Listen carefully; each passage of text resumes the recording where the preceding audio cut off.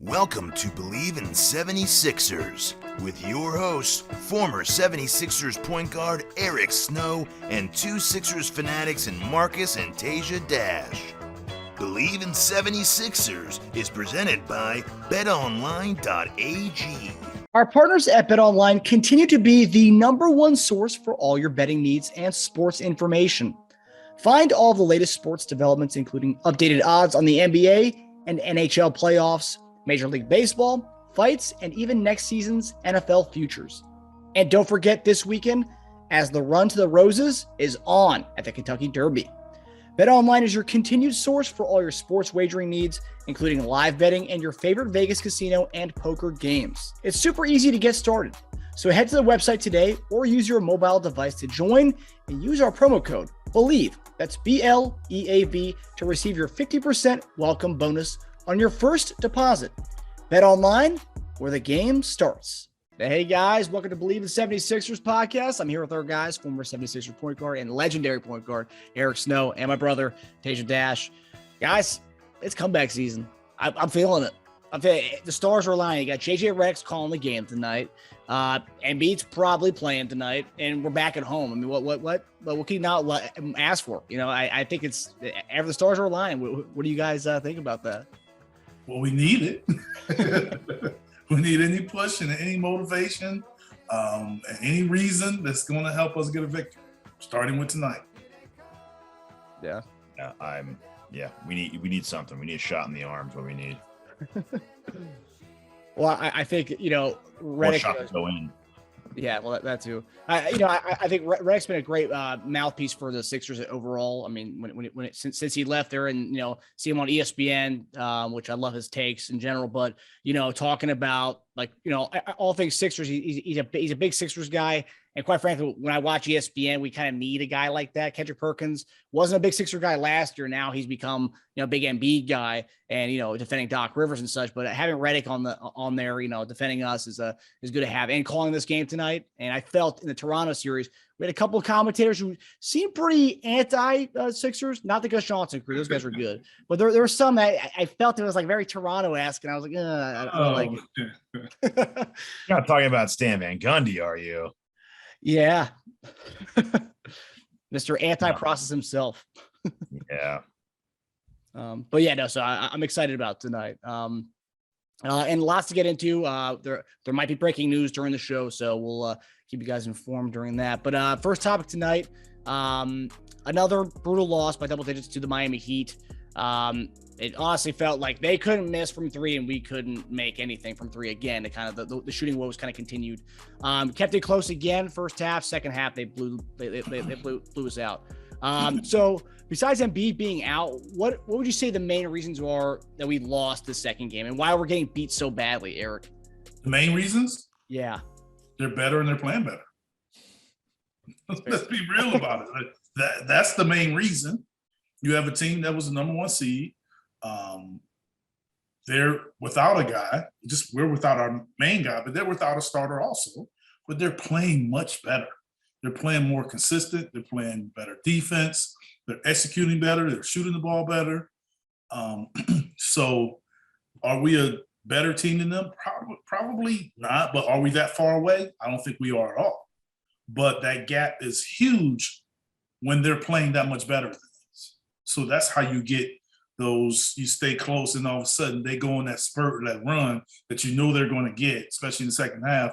Then all of a sudden that cushion is just gone. It's like we can't make up the difference because they're better and they're playing better. So we got to make sure that we're playing our best basketball and try to get them off track. They can't play comfortable. They playing well. They're playing so comfortable. They're not feeling us. They're not feeling our pressure. They're not feeling anything. So they're playing comfortable, playing well. And that's even better at home. So we got to flip the script here when we play at home and put them under pressure the same way and try to be the better team and the best team in order to get a win. Yeah, it's been the main issue for us most of the year, especially since the James Harden trade. Our bench is just not that good. It's and a team against Miami who's, I mean, they have a lot of really good players. I think they have a lot of B plus players. They don't have a lot of like superstars like Embiid level. But when they have a bunch of guys that can just throw at you that can score like 10 to 14 a night. And like that's like their 7th and 8th and 9th man. They don't even play Duncan Robinson. Like that dude makes like what 15 to 20 and he doesn't even play. That's incredible. They don't even need him. They don't even need to go that deep for him. But you have that many guys to run deep, trying 10 deep. Our 6th man can't even score 10. You know what I mean? Like we're having so much trouble even getting 10 off one of those guys. We're having trouble even scoring 10 with our entire bench. Like that's good. And they have one guy who can score 18, 2 guys who can score like 18. I think Oladipo and Herro both have like, I think around 20 points. And Harden just, I wouldn't say he's not capable of scoring 25 or 30 a night. I'm saying it's a stretch. I don't think he can beat double teams the way he used to. I mean, like, I don't think he has that, but yeah, at 32, I don't think a lot of guys can beat double and triple teams the way they used to. So I don't think that's a huge knock on him. I just think when you're missing a guy like Embiid who clears a lot of that out for you, it's hard. I think Harden can be a 20 and 11 guy for us in a game like that, but that also means that Tobias and Maxey have to score like 30 each. And then combine, let's say he got 20, let's say those guys got 30 each.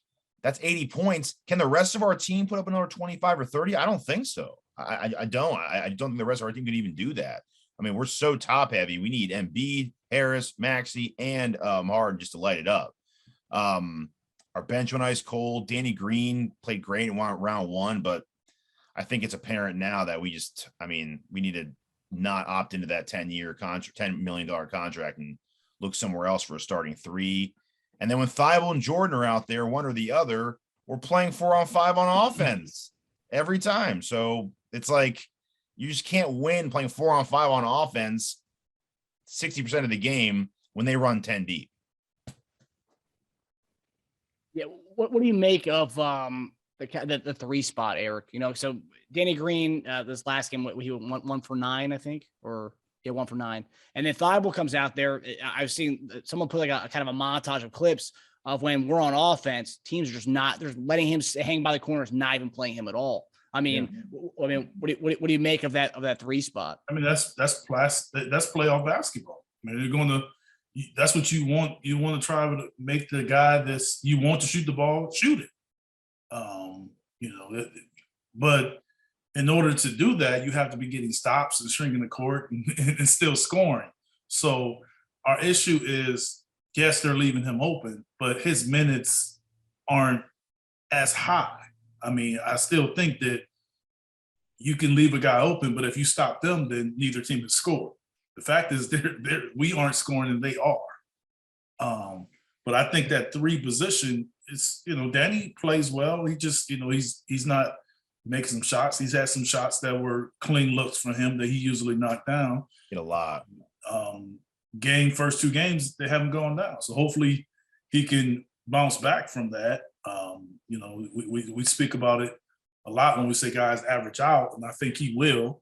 But that spot still needs to kind of, I think Danny was sort of a guy that was put in that situation, not necessarily supposed to be there. I mean, you have a guy like Thibault that's supposed to be there, but ever since this whole COVID stuff came, he hasn't been the same. And we said it was going to affect him. He doesn't even look the same defensively. No, it's weird. It's weird. So I think it's really, really affected him in more than we probably thought. So it's almost to the point where you just give Courtland those minutes. Is that what you do in this series? He looked pretty good actually yesterday. They have to, they're going to go at him, but it can't be any different than people going at Herro. We try to go at him and get him involved. You got to scheme and figure it out. But if he's going to be a threat, they're going to play him.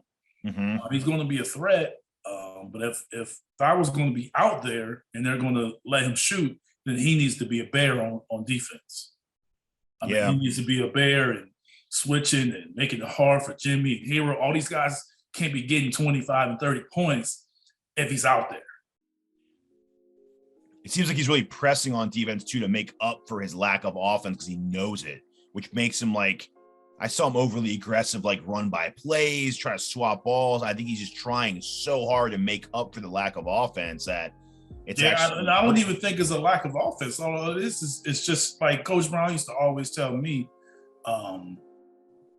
if you miss shots and I have you out there, that's on me. If you don't take shots, that's on you. So he got to at least take them. If you're open, take the shots. If you're not making them, then let Doc make a decision based on that. But at least take those open shots and see what happens. Yeah. But still be the best that you can be on that other end, or be the best that you can be rebounding, be the best that you can be in everything else that you bring to the table. And that's where that's not happening. He's not the best that he can be in all these other things. So now you add the shots on, you add that on with this offense. You like, well, most guys, I know you, Teja, but you'll be ready to take out the line. You know what I'm saying? Like, you kind of giving him a pass because of what he's done, during the season. But you got to at least take the shots, and hopefully he can get a rhythm. But the other part of it has to be there, and I think he's struggling with that. I think Danny will make some shots. He's a structured guy. He'll play well in the system. I think his shots will come. I think he's due. So, and Cortman, I think, will make shots. I think he can help you. I still think his minutes may be, a certain limit based on how things are going. But, collectively, with those three, we should be able to fill that spot successfully. And Milton get taken out of the rotation. That surprised me too. He hardly played till garbage time. I was like, I think some of that might have been extending James and Maxey. Yeah, because Maxey was so hot. And Maxey was playing well. You're not going to take minutes away from James to give him some minutes. So unless you're going to go three guards, I think his minutes going to be cut. Yeah, they did that small a few times. But if you're playing Cortman, then I think some of those minutes that he probably would have gotten have gone to the three men that we just talked about, and increased, your guards, especially without Joel. I think they probably had to figure that out. And Cork's a better just spot up, just pass and catch and shoot guy. And that's what you're going to need. Even when Joel comes back, you're going to need guys that are the threat to make shots, but also, willing to take shots. Like, you got to be willing to know when you're open and catch and shoot it. It's one thing to make it. It's another thing to and miss it. It's another thing to be hesitant and not shoot them. That messes up the structure and the flow. And like I said, that's stuck with me forever, what Coach Brown said. And you just got to be willing to do it. And I think from that standpoint, you may make some, and if you don't, you miss it, and they'll keep leaving you open. And then it's up to Doc to be like, hey, it's not your night. Let's put somebody else in there. Yeah. Now, for the chance that Embiid might play tonight, and I think it's funny, I've been following the NBA for so long since I was a kid, but no, just seeing the whole, like, in the NFL, when a guy has a concussion or he's coming back from protocol, he's listed as out, then doubtful. It's like there's no chance he plays. But everyone online is like, oh, there's a big chance he plays tonight. And I'm seeing doubtful. And it's like, what? How is he going to, how's that going to happen? But the NFL, when you see a guy doubtful day of game, he's not playing. So I think that's interesting. But the question I want to ask you is, psychologically, having the sheriff back in town, Embiid 75%, whatever he is tonight, probably less than that, but he's playing. Psychologically, what does that do for everybody else on the court, knowing that their guy's back? I mean, that kind of, brings everybody up. Fans are going to be excited about it, but as the players on the court, how important is that psychologically to have your guy back in? Is that kind of it helps? I think it helps bring a comfort level from the guys knowing that they're full strength. Even though he may not be full strength, in the eyes of the opponent, they have to look at him and treat him as if he's full strength. So where guys question things, where you kind of get off kilter and kind of out of structure, when knowing like when your shots are going to come or when things are going to come. With him in there, you kind of know, okay, they're going to play him this way. Maybe I can spot up, or I know my shot's going to come here. I know you get a little more comfortable as far as what you're going to do as a team, because you're kind of full strength and you kind of know, based on having this guy out here, this is how things usually go. So it's that level of consistency with your team that kind of helps you gain that confidence that you're full strength and you can go out there and get it done collectively. That's what I'm hoping for, whether he's 60%, 50%, just to bring everyone's spirits up and everyone get that swagger and that confidence back having them on the court. Just the attention too. I mean, he's just not, Harden's not going to have triple teams anymore. Yeah. Yeah. I mean, they're not going to be able to play him like that because no matter how Joel was finishing, he'll be able to make a layup in the dunk.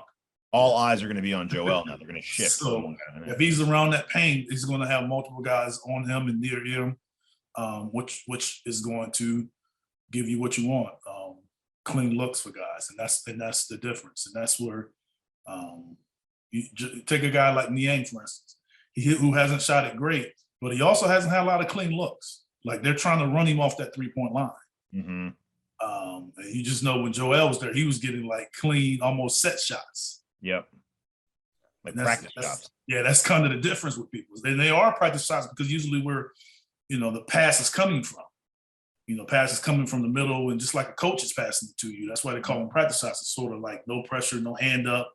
It's just catching like it's just you in the gym by yourself. Yeah. And also another thing, I think Kenny Smith brought it up before the whole injury, is that Bam can't switch on our other guys. He's going to have to stay on Embiid. He can't. And you see in the series, Bam's been guarding everybody. He's had a field day on defense. I mean, he can do it. He can switch on other guys, but that just also means that if we throw it to Joel or Rowland, they're going to have to bring 2 or 3 people there, which exposes their defense. So that's basically what it is. And they can still do it, but it causes a great deal of issues for them on the back end. Whereas now they're just letting whomever is with our big now play them. Whereas then I think they'll try to get Bam back to him. They'll try to pre-rotate. They won't switch. They'll have to make an adjustments, and that's what it's about. That's why those guys are the big money guys, are the superstar players, because they make teams have to make adjustments, have to double, have to do other stuff by their presence, and that's supposed to elevate and make it easier for your teammates. Could be an MVP announcement tonight. We'll see. The report is that there's going to be people there from the NBA, possibly give him the MVP announcement too. So that'd be. He has to play there. Yeah, right. It's almost a lock. All right. So topic 2 tonight. So obviously we've talked about on the show the Harden slander on all these morning hot take shows. And a lot of these pundits are saying, it was a great trade this season for the Sixers, but you got to let James Harden go. You can't give him money, whatever. But report came out last night that James Harden is reportedly going to opt into his final deal of his contract worth up to $47 million. And then they're going to work on a long-term deal with the Sixers. This is good news. We traded a lot of stuff to get Harden. Now, it's good news for some fans who didn't want to pay him the super max at $250 million, whatever it was.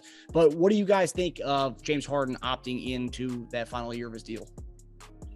Well, it's hard for me to see, more than I made in my career in 1 year to turn it down. That's your initial reaction. Initial reaction is damn. Yeah, to turn it down, that's kind of hard for me to kind of envision that. But no, I think it's James kind of, I think he wants some consistency, not necessarily just sort of in the pay, but I think it was consistency as far as with the group he's with. I think he got his GM, whoever's in his coach, and he got Joel. I think when you talk about the end of your career, and we all know it's no matter how much longer he's going to play, he's on the back end of his career. So I don't think he's opting out of a small deal. I just think that he opts in to figure out what we do instead of going for free agency, because I don't think he wants to leave. I think he's happy where he's at and want to kind of make it work there. You opt in, you kind of figure out, okay, what can we do next and how can we, get better from that point. So I think that from his standpoint, it's not surprising to me. Whether they can work out a new deal, that remains to be seen. I think that it'll come down to More the years to me than maybe the amount. I think the years would probably be more in play. It kind of depends on when you want him to come off that deal, when is Joel's deal in. I think all of that will have to be figured out. Teja, as a fan, were you happy about that? I mean, where do you stand on that? 'Cause there's a lot of the Sixer fans who were unhappy or happy. I mean, it's all over the place. I think it's interesting. I know everyone thought he'd opt out and renegotiate for a long-term deal and the security part of it, but I like it. I think it shows that, to me at least, it shows that he thinks he's better than he is right now. He's kind of betting on himself on a one-year deal. I know this is not the NFL, but it's almost kind of like a franchise tag in a way. But he's deciding to do it, not the team, which is interesting because, usually a guy would opt out for more money and more years. He's choosing to do a one-year deal, which is crazy. But I like that it's like everyone's saying, oh, he's not worth that money. He's not worth all this like 5-year, 4-year deal of $250 million. He hears all that. So in his mind, he's saying, okay, I'll play on a one-year deal.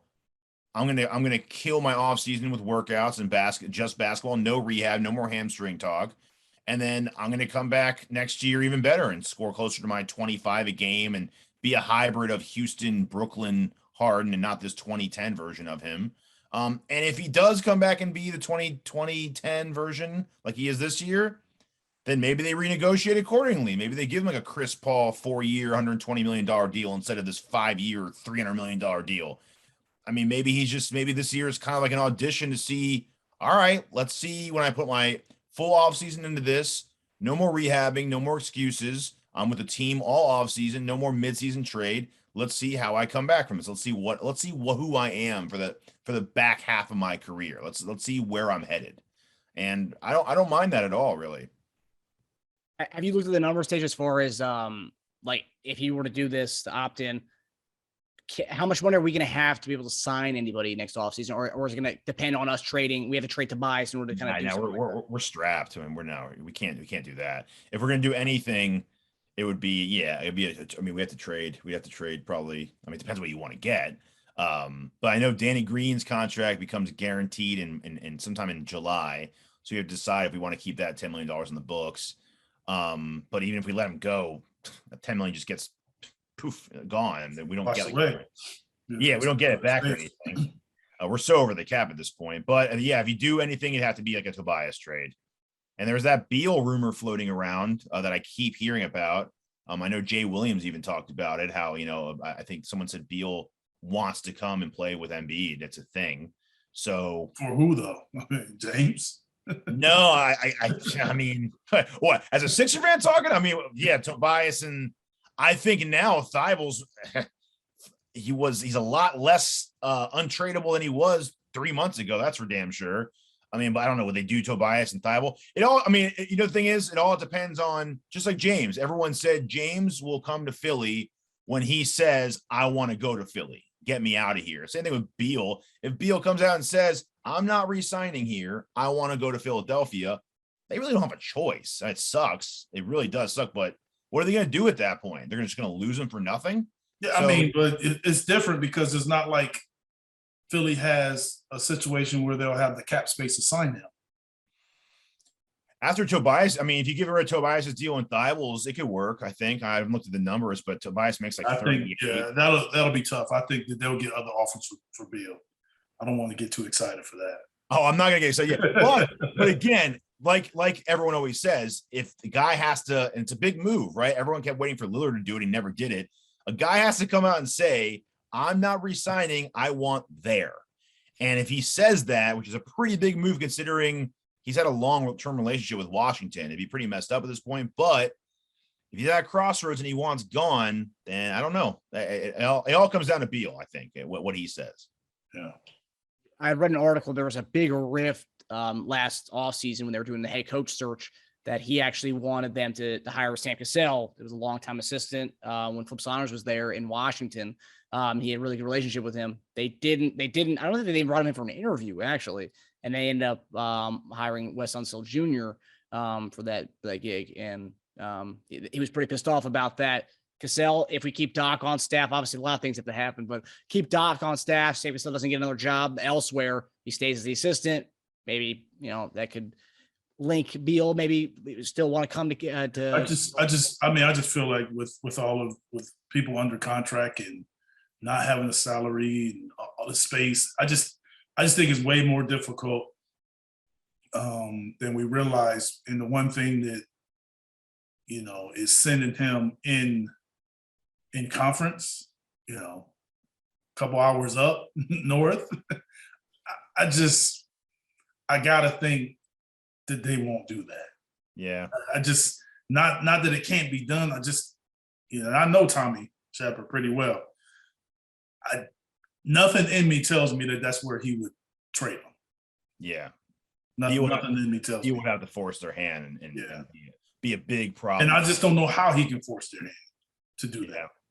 Because I also think other teams that Bill may also have on that list, and trust me, it's not just one team on that list, if it ever comes to him wanting to leave, that they can't find it somewhere else. You know what I'm saying? Because I do know there's a few other teams Celtics in the Western Conference that want him too.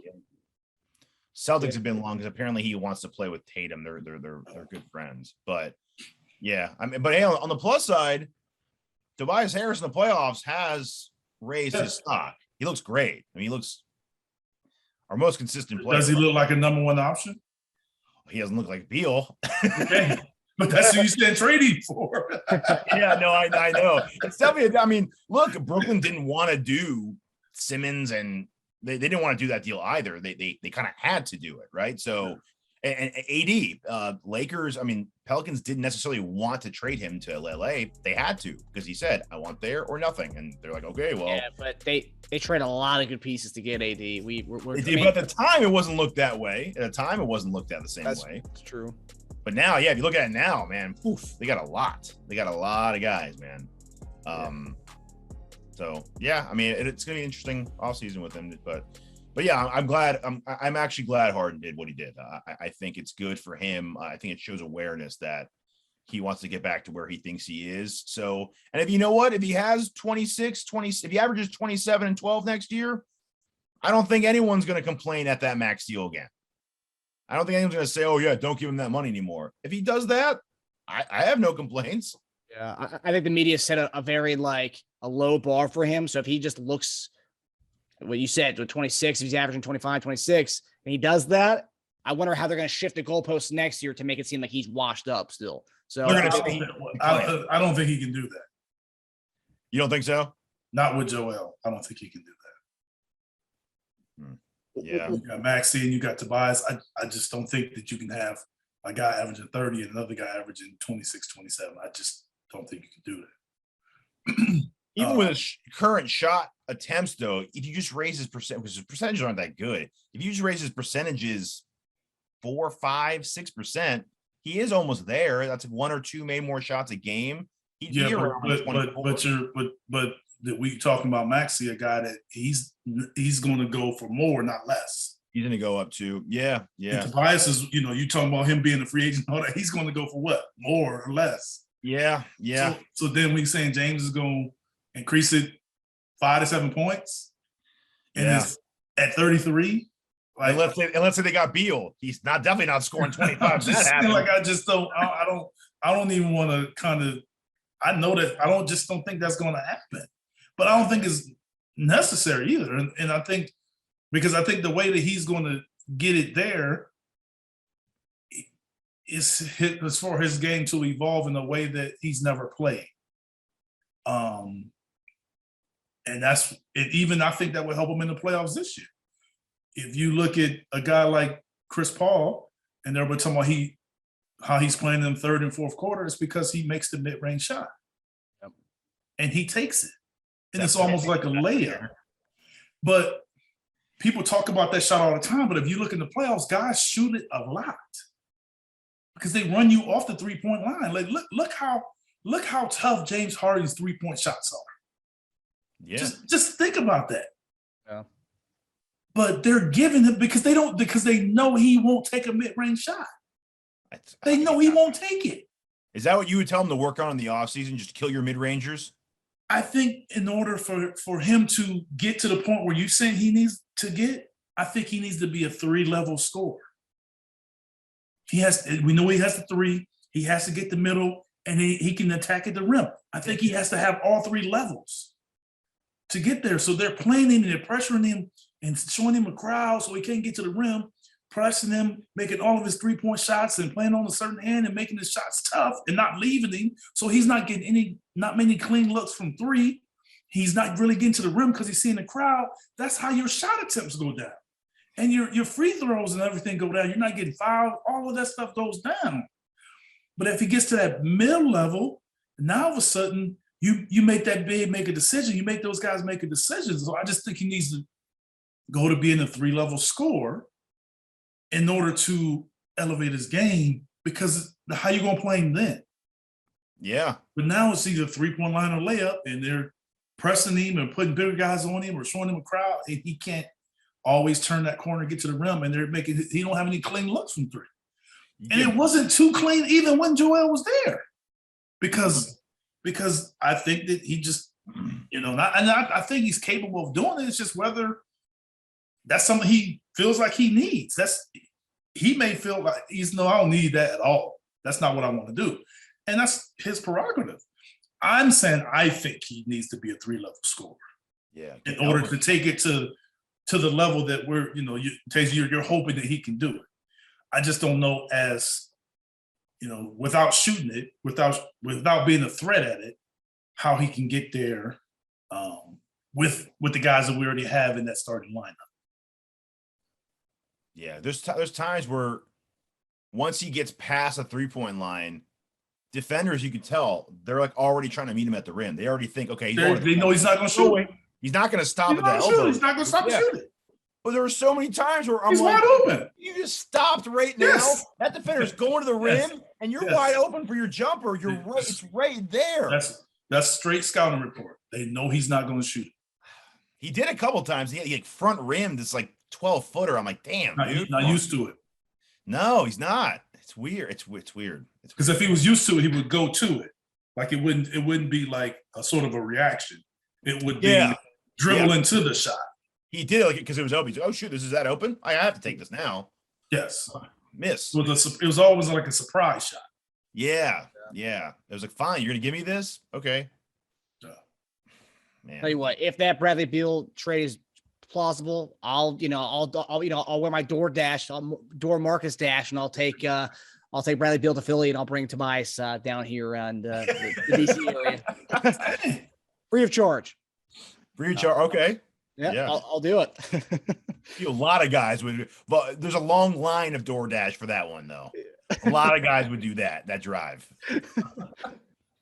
All right. So final topic tonight, predictions. It's actually pretty interesting. So game 3 is in Philly tonight, obviously. So we started out as 1-point favorites right after the game, where I think everyone thought Embiid was automatically going to play game 3. And then yesterday when we ruled them out, we went to a 3-point underdog. So 1-point favorite to a 3-point underdog. And then a little while ago, I saw we were a 2-point underdog. And now just before we got on, we went from 1.5 back to 1-point underdog. So it's pretty much a pick 'em in this game tonight. And he's listed as doubtful, but still everyone's saying there's a big chance he's going to play tonight. And I think based on that line of just being a 1-point underdog, pretty much a pick 'em, I think he's going to play tonight for sure. But nothing's reported yet. But what are your predictions tonight? I want to get with Embiid on the court and without Embiid on the court, because there's a chance he might not play. So I just want to curious what you guys where you guys have right now. With or without. Yeah. We are winning this basketball game tonight. I like it, baby. We're winning. So I guess I'll be spread because we're winning the basketball game. Wow. All right. I love it. I mean, I think he does play. I think we're playing a little game. Like apparently every game Miami's had like 6 guys questionable. So I think we're doing that this time a little bit. Yeah, I think we win. I think it'll be close though. I do think it'll be close either way. But I think even if he does play, I mean, man, just his like 20, although it sounds like, oh, it's not a big deal. 25-12 for him, dude, that would just be monumental. It's just everyone else getting clean looks. And I think we're so due Niang just cannot keep shooting this bad. Green cannot keep shooting this bad, or maybe they can, but I don't think they can keep shooting this bad. So Maxey with one guy on him, Harden with single coverage again, Toby with single coverage again. It'll be such a relief for everyone else around him, not just him. Yeah, and like I said last week, I think it was one of the predictions we had last week or a few weeks ago when Eric had such conviction when he said his prediction, and he got it right, I believe. And I love the energy right there. I'm gonna go with Eric again. I think we're gonna win tonight. I think it's like these stars are aligned in Philadelphia, and we get it done. Yeah, I hope Embiid does play, and I hope the Embiid. I hope everything we were talking about. He has come out, gets 25 and 12, like Teja said, which that'd be amazing if he gets that. The MVP comes out at halftime and they do some big thing for him, and we win in a blowout would be nice too. But we'll see about that. We'll see if all those things happen. Take it step by step. Yeah. We're asking for a lot, huh? Yeah, let's just get a dub, even with the last second shot. Yeah, true.